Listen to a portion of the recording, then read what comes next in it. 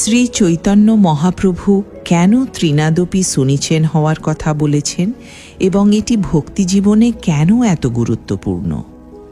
উত্তর: শ্রী চৈতন্য মহাপ্রভু তার শিক্ষাষ্টক শ্লোকে বলেছেন যে হরিনাম সংকীর্তন করার জন্য মানুষকে ঘাসের চেয়েও বেশি নম্র, ত্রিনাদপি শুনিছেন এবং বৃক্ষের মতো সহনশীল, তররিব সহিষ্ণু না হতে হবে।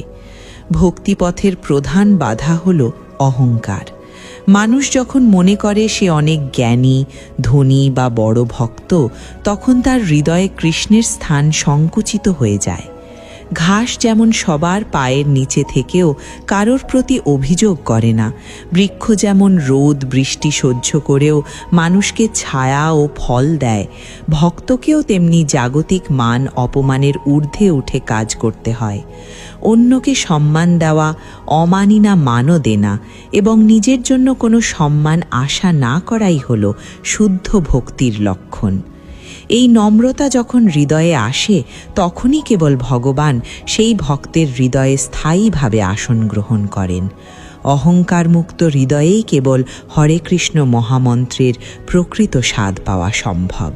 হরে কৃষ্ণ।